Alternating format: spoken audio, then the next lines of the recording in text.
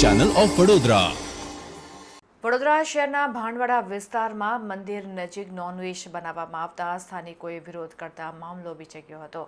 મામલો પોલીસ મથકે પહોંચતા જ પોલીસે દરમિયાનગીરી કરીને મામલો થાળે પાડ્યો હતો। વડોદરા શહેરના ફતેપુરા ભાણવાડા પાસે બારિયાવાસ નજીક આવેલા મંદિર પાસે મુસ્લિમ સમાજે પ્રસંગોપાત નોનવેજની ડેગો ચડાવવામાં આવી હતી, ત્યારે સ્થાનિક લોકોએ તેનો વિરોધ કરી અને આ ડેગો અહીંથી હટાવવા જણાવ્યો હતો, જેને કારણે સામસામે બે સમાજના લોકો એકત્રિત થઈ ગયા હતા અને માહોલ ગરમાયો હતો। ઉગ્ર બોલાચાલીના દ્રશ્યો સર્જાયા હતા। આ સમગ્ર બનાવે માહોલ ગરમ થઈ જતા બનાવની જાણ થતાં જ પોલીસના ઉચ્ચ અધિકારીઓ સહિત પોલીસનો કાફલો ઘટના સ્થળ ઉપર દોડી આવ્યો હતો। આ સમગ્ર મામલે કુંભારવાડા પોલીસ મથકે ફરિયાદ આપતા પોલીસે આ મામલે આગળની કાર્યવાહી હાથ ધરી।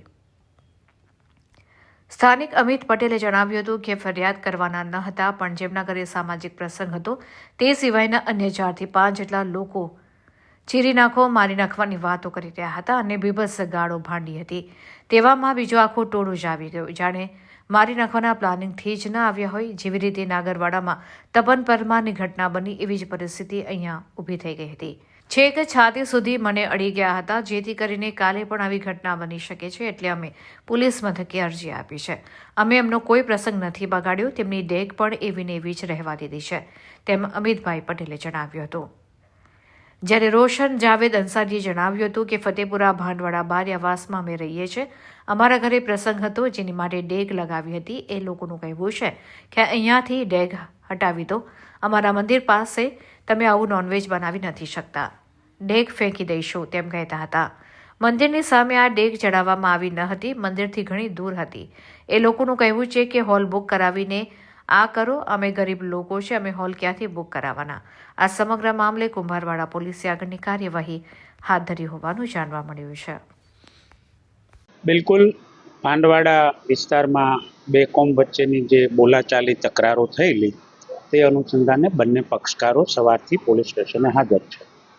બંને પક્ષકારોને સાંભળવામાં આવેલા છે। બધાની ફરિયાદ આપી નહીં આપવી બાબતે અસમંજસ હોવાથી આ ઘટના થોડી લંબાણપૂર્વક ચાલી છે, પરંતુ સિનિયર અધિકારીશ્રીઓની મધ્યસ્થીથી બંને પક્ષકારોને ફરીથી સાંભળ્યા, બંનેને ભરોસો અને વિશ્વાસ આપી બંને પક્ષકારો એક જ મોહલ્લામાં એક જ બજારમાં રહેતા હોય અને ફેમિલી મેમ્બર તરીકે રહેતા હોય તેઓ બંને પક્ષકારોએ તેમના એડવોકેટશ્રીઓએ એવું નક્કી કર્યું છે કે આપણે ઘર મેળે સમાધાન કરી લેવું છે।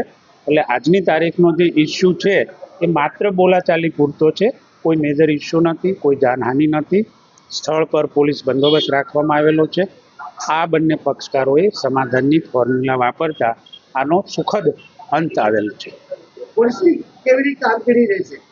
પોલીસ લેશ માત્ર સસ્તું નહીં જ આંકે, બનાવ સ્થળે બંદોબસ્ત રાખશે અને રાતે અને દિવસે પણ ત્યાં પેટ્રોલિંગ રાખવામાં આવશે। આપણો અહીંયા રોશન આપવાના ઘરે પ્રસંગ હતો। એ પ્રસંગમાં હું અત્યારે સવારે નીકળી ગયો સાઈડ પર, પછી મને છોકરાઓનો કોલ આવ્યો, આવી રીતે આપણા મંદિરની આગળ નોનવેજ બની રહ્યું છે। મેં કહ્યું ઓકે, નો ડાઉટ, હું આવું છું, તમે લોકો કોઈ કમ્પ્લેન ના કરશો।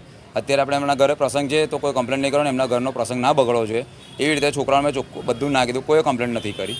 પછી હું આવ્યા પછી એમના રોશન આપવાનો છોકરો સાજિદ અને આબિદ આ બેને સમજાવવાથી ડેગો હટી બી ગઈ। મારા છોકરાઓ નોનવેજ નથી ખાતા તો એ મારા છોકરાઓ ઉચકીને ડેગો હટાવી દીધી છે અને હટી બી ગઈ। એના પછી વાઇન્ડ અપ થયા પછી જે બીજા વ્યક્તિ જેવી રીતે કે જેમના ઘરે પ્રસંગ હોય એ લોકો તો કશું નથી કરવાના, બીજા વ્યક્તિઓ આવીને કે અમિતને ચીરી નાખો, અમિત બધું બોલે છે, આમ છે, એની મા બેનની ગાળો આપવા મળ્યા મને।